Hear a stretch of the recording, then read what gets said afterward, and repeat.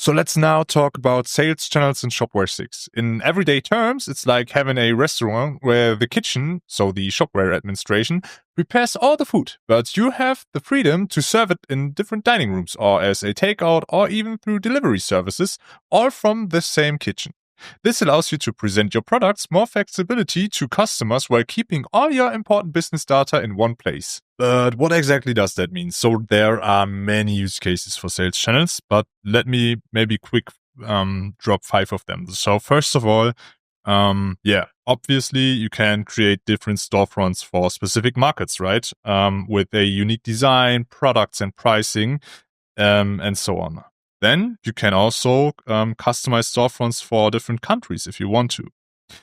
Then it's also possible to integrate social shopping, where you can sell directly through platforms like Instagram, Facebook, Pinterest, and so on.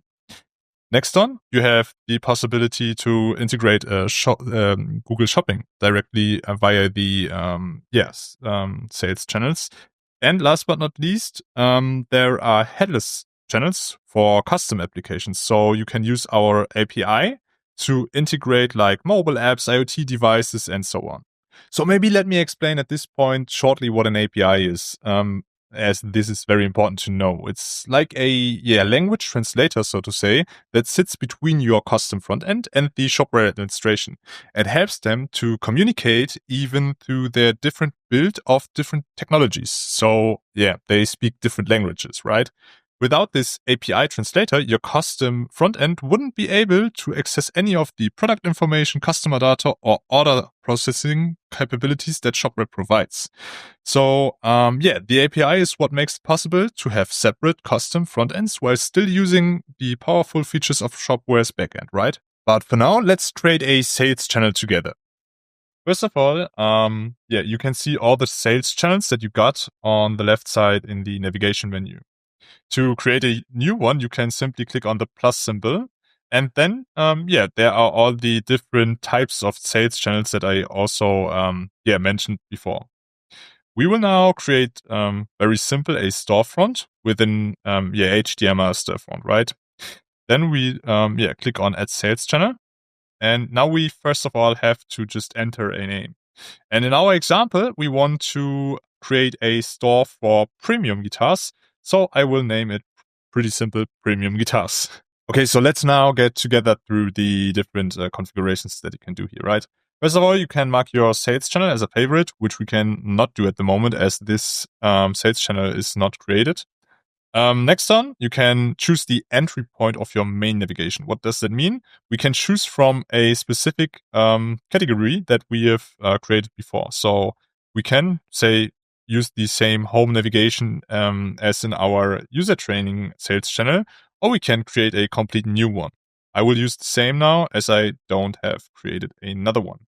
You can also configure navigation levels for the menu. So if you type in 2, you will only see 2 levels of navigation in the front end. Then you can also choose the entry point for the footer navigation. You can create a new one or choose the same as for the user training sales channel. Then next on, you got the entry point for the footer service navigation. I will also choose a category that I got here. You can choose a customer group, countries, a default country, a default language, and so on. I think you get the point. Next on, pretty important, payment and shipping. You can use specific payment methods or shipping methods, which can be pretty important, right? If you imagine your use case is like a sales channel for a specific country. Also, like currencies would be very important here. Then also the text calculation could be defined for a specific sales channel. So if you want it line by line or column by column. Then next on href length integration, you can also define a domain for that. And then you can add domains for your sales channel in general. So by simply clicking on add domain, then enter it. I will use mine now and just write premium behind it. I can simply create it. Then I can also add a language, currency snippet, and so on. And then I would just simply click on add domain and it would be added. Then I also get the API access for my sales channel. So this is the key. And I can simply copy it or create a new one. Then last but not least, you can define a status. You can, if you want to, activate it or deactivate it. And you can activate a maintenance mode.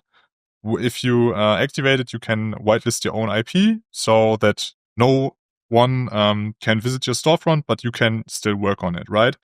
And yeah, if you are done, you can simply click on save and your sales channel will be created and you can visit the storefront.